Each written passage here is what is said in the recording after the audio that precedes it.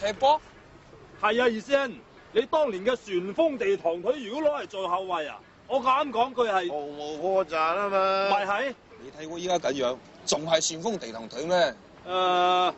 生疏少少唔緊要嘅，只要有鬥志，武功就會翻嚟噶啦。係咩？